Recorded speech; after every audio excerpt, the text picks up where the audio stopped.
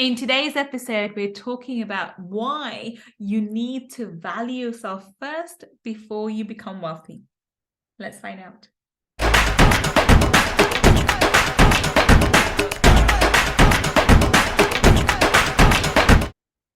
Welcome. This is Gull Khan, your money mindset expert. And today we're talking about why you need to value yourself first before you see wealth in your bank accounts and in your portfolios. Now, this topic came about from one of I was recently just doing a session with my masterminders, and we're talking about gold traumas and financial traumas of our past and how we need to, clear them and forgive ourselves for them and so forth.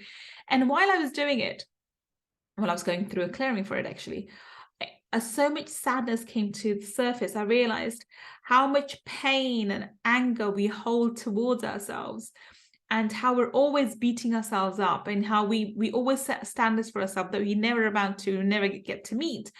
And we never actually really appreciate who we are. We never really value who ourselves are, ourselves.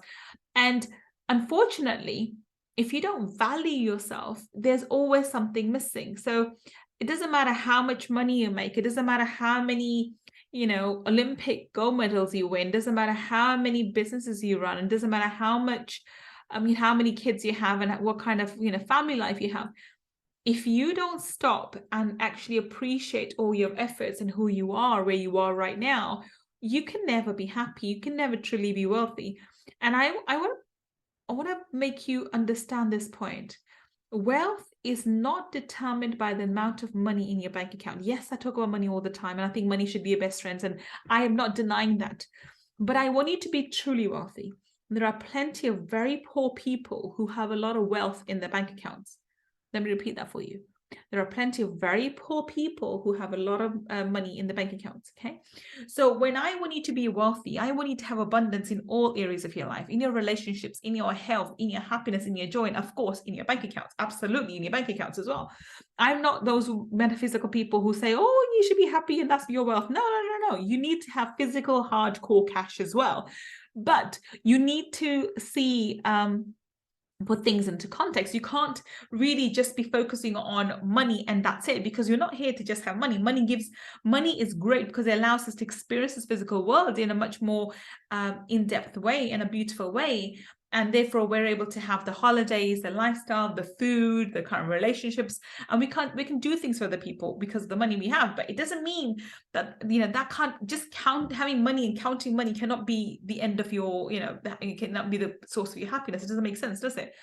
So this is why I realized how important it is for you to be appreciating who you are, exactly where you are right now.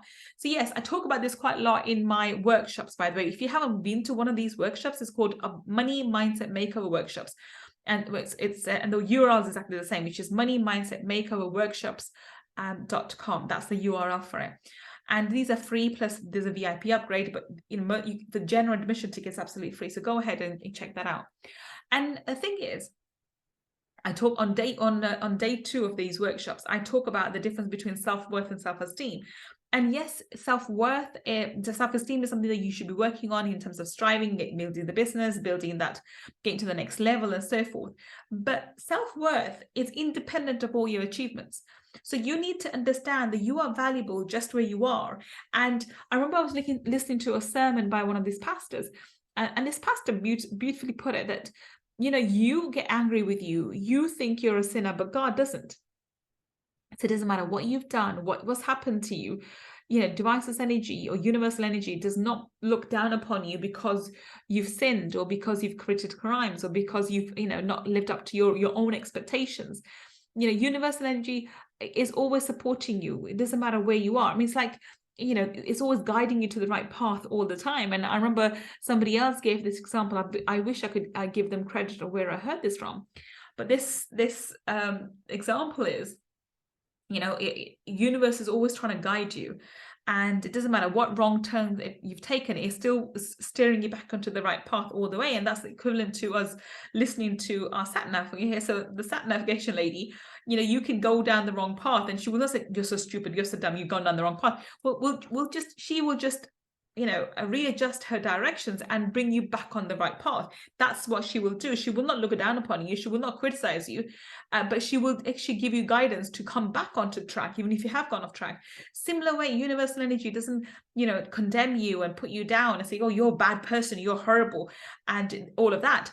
God loves you. Universal energy loves you, right? Doesn't matter what sins you've committed, you believe you've committed. Doesn't matter how many wrongs you've done. It doesn't matter. It loves you for just who you are. There's nothing that you can achieve that will make God or universal energy love you more. And there's nothing that you can do which will make God hate you or dislike you or disapprove of you. Yes, your actions do reflect on your karmic debt in terms of, what you sow is what you reap. So if you are committing crimes, if you are attracting low vibrational money, something else I talk about in the workshop, if you are not attracting high vibrational money, if you are, causing other people harm, what you give out is what you receive. So your actions may result in certain things coming back to you, but that's not punishment. That's not universal or God saying, oh, you're a horrible person, I'm going to punish you now. And this was also something that used to really bug me as a child. Because on one hand, I remember listening to my mother saying how God loves you more than 70 mothers. And, your mother is the one who loves you the most in this world. And God loves you 17 times more than your mother does. And I was thinking, well, how can this God be punishing me then for, if I made a mistake? My mom can forgive me. Why can't God forgive me? Why would God punish me? I now understand that God doesn't punish you. Your actions put something in motion, which, according to the universal laws, comes back and, causes that damage to you. That's what happens. Right? There's a cause and effect for everything. And so God isn't punishing you. Your actions are resulting in certain other actions. So you, in fact, are punishing yourself. Now, add to the point, and let's go a bit further. Even if you're doing everything right, you always want to see, I haven't hit that weight. I could have done that, presentation better. I could have done, as a parent as well, I'm constantly thinking, oh, I could have done this better for my children. I could have done that. Maybe I should have controlled my temper a little bit more. No. Yes, you should constantly strive to improve yourself. Yes, you should constantly try to, yes, you should be constantly striving for improving yourself. Self-improvement, I'm all for it. Constantly trying to make yourself better, constantly trying to adapt better habits, constantly trying to manage your emotions better, for you to be in the emotion of happiness and gratitude more than anger and frustration. Yes, I'm saying that's all wonderful. But you cannot look down upon yourself for your shortcomings, right? So you're a work in progress. If you were meant to be perfect, God would have made you perfect. Come on, right? We are all individuals. We have our individual characteristics, our quirkiness, our good points, our bad points, and that combine, the good and bad, the ugly combine, make us who we are. The problem with the majority of people is we are constantly looking at our imperfections.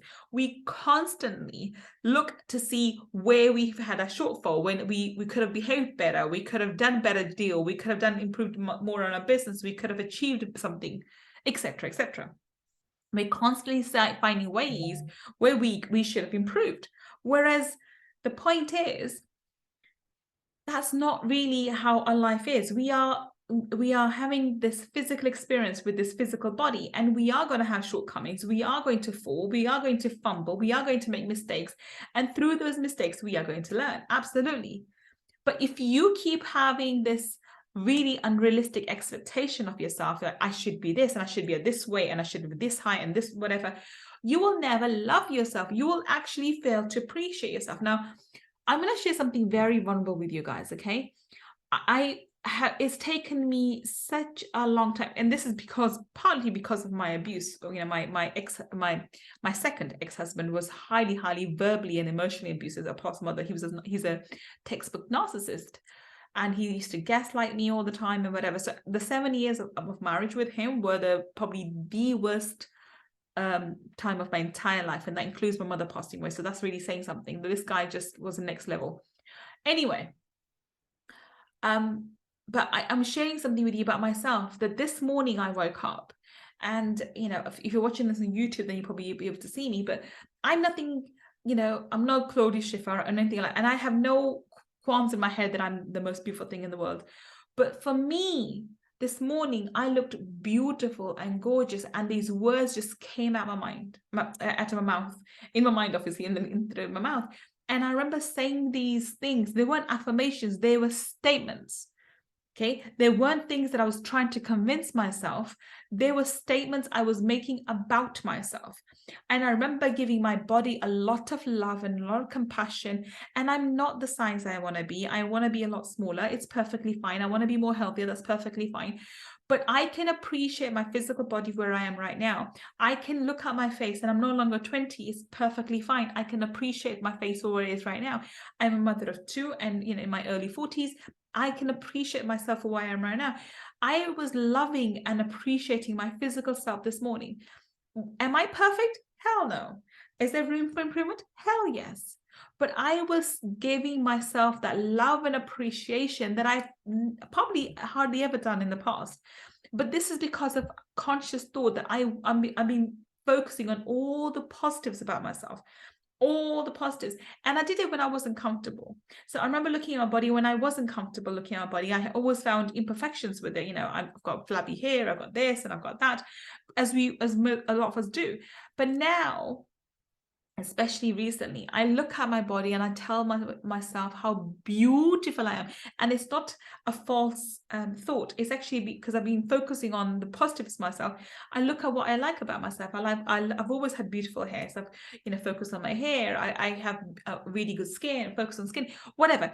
I appreciate things about myself which are genuine. They are truthful. I truly feel and appreciate those. Yes, there's things that I would like to improve, but who wouldn't?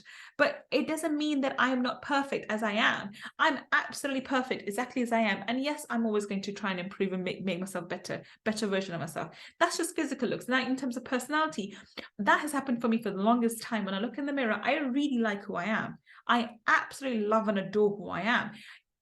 Do I need to improve? Yeah. Can I control my emotions better? Yeah. Can I stop? Yeah. I wish, do I wish at most times that I wasn't screaming at my children as much as I am? Yeah. My kids can vouch for this. They would wish I was screaming them a bit less than I am at the moment. Yeah, absolutely. So should I be controlling my temper more with my kids? Absolutely. Can I handle my emotions a bit better? Absolutely. Can I have more work-life balance? Absolutely. Honestly, there's so many things that I can improve on, but those are things which are ongoing. But when I look at myself in the mirror every single day, in the morning or evening or throughout the day, honestly, all I see is this amazing, strong woman, and I love her. I absolutely love and adore her. This is what I want for you. I want you to look at the person in the mirror. And actually, mirror exercise is one of my favorite techniques that I give to people in my mastermind, who people who come work with me. If you do come and work with me, you're going to get some of these amazing tools, but they have a profound impact on you, not just for your wealth. When you come to work with me, yes, we're going to work through your traumas and we're going to attract wealth for you. Well, wealth almost becomes a byproduct. Everything else comes first because we're healing your traumas. We're healing this relationship that you have with yourself, because those things come first, money comes second. So I want you to look in the mirror and just really see yourself for who you are, physically and spiritually and emotionally, and be very proud of you. Look at all your scars and wear, and your emotional scars, and wear them as badge of honors. When I look back, and I know I did a podcast on this, I think last Monday or the Monday after, I can't remember, where we had the Pakistani embassy just trying to put me down and whatever else, the guy in the Pakistani embassy, and I don't care how other people view me. I am extremely proud of myself, and that's how you need to view yourself. Nobody knows your story. Nobody knows what you've been through, what traumas you went through, and how you overcame your obstacles in your life. But you do. You need to be your own best friend. The one relationship that you're always going to have is with yourself. Even your physical body is going to go. Right? Your physical body, when you die, will be left on this dimension. You will not take it to the next dimension. The only thing that's going to go to the next dimension is yourself, is your spirit, is who you are, the true essence of who you are. So stop criticizing yourself. Stop beating this body up. I mean, I felt so sad for my body this morning, and I was looking at her and I was telling her, and I treat my body as a pet. I was looking at my body and saying, you give me so much. And I've started doing this randomly. I would pick something up and I just feel for my body and show my body a lot of gratitude. You allow me to walk all over the place. You allow me to experience physical dimension. You allow me to sleep. You allow me to rest. You allow me to walk. You allow me to have this physical contact with my son, my daughter, and my family and my brother. You allow me to speak to people on this dimension, my clients, my children, my friends, and so forth. You allow me to speak to you. You've allowed me to give birth, not one to one, but two human beings. My body did that. Right? So my physical body is amazing, and it's been through so much with me and has been supporting me throughout, and it's still there with me. I love my physical body, and I want to make it healthy, and I want to improve it even further. But I appreciate my physical body. This is what I want for you. I want you to start looking upon yourself as a creation, as this miracle that you are. You need to look yourself in the mirror and see how far you've come. I want you to look at yourself and see all your achievements. I want you to look at yourself in the mirror and see all the times that you fell, you got up, you dusted yourself off, and you carried on walking. I want you to appreciate every hardship that you came your way, everything that came to break you, but you got up and you came back stronger. I want you to look up on yourself and all the times that you feel that you fell short of your expectations of yourself, but then you made amends. You amended that relationship with your children. You apologized. You are constantly working to improve yourself. And why do I know this? Because you would not be listening to this podcast if you were not that kind of person. If you were not the kind of person who's constantly looking to improve themselves, constantly looking to improve how they feel and how they are, you would not be listening to this episode or this particular podcast. I would not resonate with you. You're listening to me right now, which is proof that you are someone who's constantly trying to improve themselves, physically, emotionally, spiritually, and so forth. And you deserve all the love and accolade and happiness and joy and miracles that are coming your way. And I'm here to tell you, when you start recognizing yourself as a miracle that you are, when you start recognizing that you are special, when you start recognizing that the voice inside your head that's telling you you're amazing and you're here to do amazing things is actually your higher self, which is speaking that God honest truth, you're going to see your life transform. You're going to see how far you've come. You're going to start appreciating your strength, your courage, your intelligence, your emotional intelligence, your spiritual intelligence, your intellect. You're going to start appreciating the courage that you have. You're going to start appreciating everything about yourself which you're currently taking for granted. I promise you, there's so many aspects to you when someone else looks upon you is an amazement, like, oh my God, you're so amazing. If somebody gets to see you and the struggles you have and what things you've overcome and the obstacles you've overcome, they will be in amazement. They'll be amazed, thinking, oh my God, how are you even walking? How are you doing this? You are so fantastic. You're amazing. But the other people will. Why can't you look upon yourself and think, my God, I'm amazing. My God, I'm brilliant. My God, I'm fabulous. My God, I have come so far, but I've got, God will take me even further. And I deserve all the miracles showing up for me, all the happiness coming to me, all the abundance coming to me. It's a one sure way to build your deserving muscle. You need to feel you deserve wealth and happiness and prosperity. If you don't, I promise you, you will self-sabotage. If not in your wealth, then in your health. If not your health, then in your relationships. And a lot of people, when they don't feel they deserve to have love and happiness and money and fame and whatever, they will sabotage some aspect of their life. Simple as that. So if you believe that you're not good enough to receive money and abundance and wealth and name and fame and health and relationships, you will make damn sure that one aspect of these things goes missing, right? That's why these cliches have been formed. You want your cake and eat it. I always say, if I have a cake, what's the point having the cake if I can't eat it? It makes no sense. Absolutely makes no sense to me whatsoever. If I have my cake, I want to eat it, right? So the point of today's episode is just to introduce you to yourself. And I want you to start appreciating yourself. I want you to stop all the BS you're telling yourself, all the times you're criticizing yourself and all the times you think you're not good enough. You are amazing. You are beautiful. You are brilliant. You're smart. You're gorgeous. You're sexy. You're intelligent. You're fabulous. You're compassionate. You're amazing. You're everything.